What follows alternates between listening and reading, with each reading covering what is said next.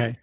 So, in the recent election season, have you seen any stories or heard about any cases which kind of approach the limits of what's acceptable legally? Well, I mean, there is if a story amounts to libel, in which case somebody's reputation is interfered with, then you can raise a libel claim.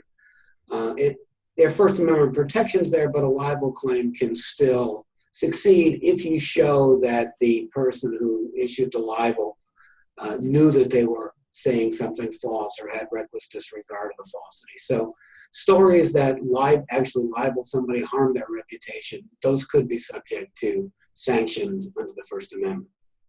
Does libel actually protect public figures in the same way it might protect a private citizen? No, it protects public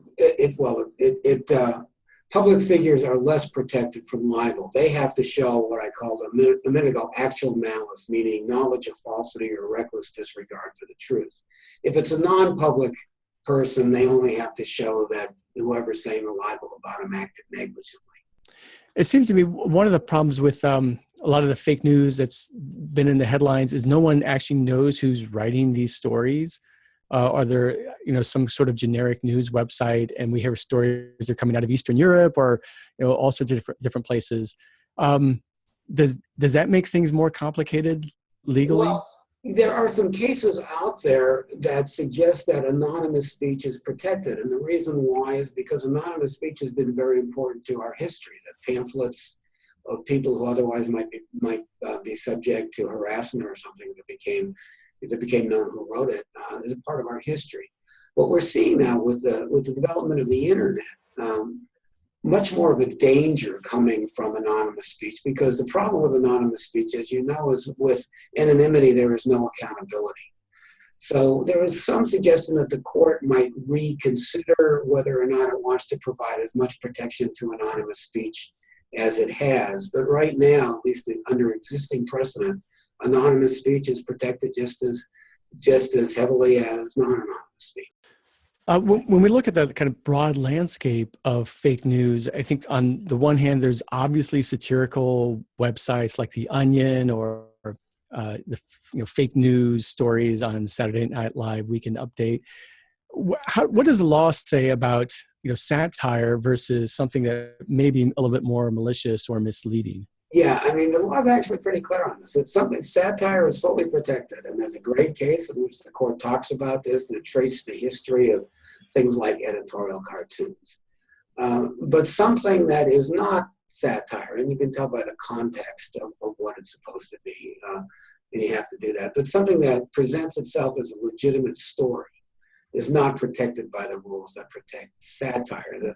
The way the court looks at it is the story in question giving us a verifiable assertion of fact? Is it really making a factual claim, or is it something that's hyperbole or exaggeration? And The Onion and Saturday Night Live are pretty clear that they fall in that latter category.